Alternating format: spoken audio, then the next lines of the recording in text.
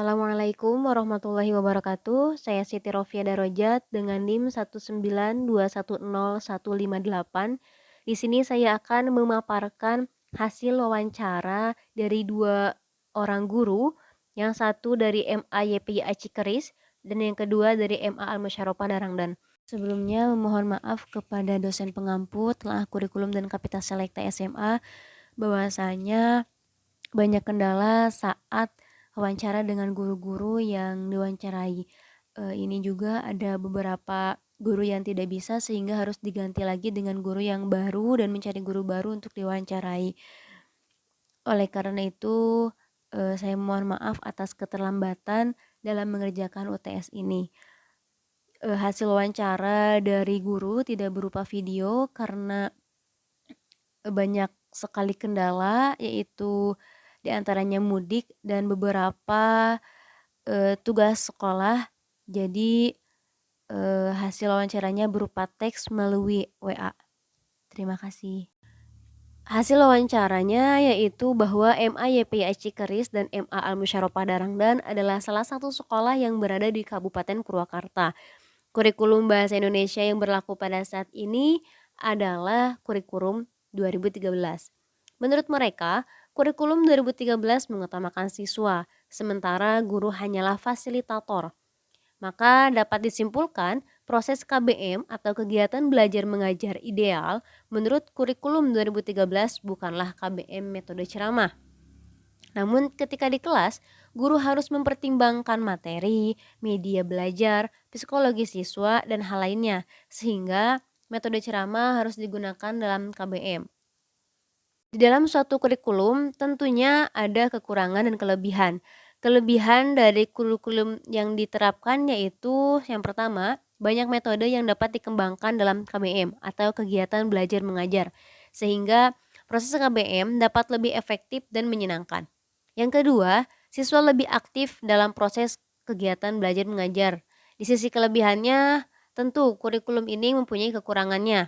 Yang pertama, beberapa KD atau kompetensi dasar dihilangkan, sehingga dirasa ada yang kurang dalam pembelajaran.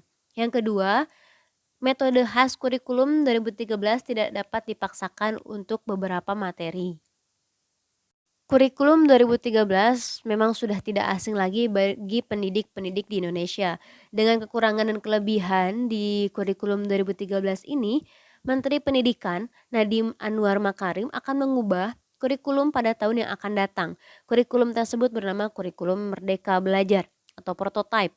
Ibu Ulfi dan Ibu Desi selaku pendidik dari dua sekolah yang sudah disebutkan berpendapat bahwa kurikulum Merdeka Belajar adalah sebuah inovasi terhadap kurikulum Indonesia. Hal yang paling mendasar dalam kurikulum ini bermaksud untuk membebaskan kepada siswa dalam menentukan apa yang ingin mereka pelajari sesuai dengan minat dan bakat mereka, tanpa harus memaksa siswa untuk mempelajari semua mata pelajaran yang ditentukan oleh sekolah. Kurikulum prototipe dibuat untuk melengkapi kekurangan kurikulum sebelumnya. Akan tetapi, pelaksanaannya terlalu cepat, tanpa melihat hasil apakah kurikulum sebelumnya sudah maksimal atau belum. Meskipun kurikulum ini masih sebagai opsi, namun sebenarnya kurikulum ini sedikitnya sudah dilaksanakan di satuan pendidikan tempat Bu Ulfi mengajar. Di antaranya ujian nasional telah dihapuskan. Sekolah kami telah melaksanakan asesmen kompetensi minimum untuk siswa kelas 11. Yang kedua, pelaksanaan UM atau ujian madrasah diserahkan kepada sekolah.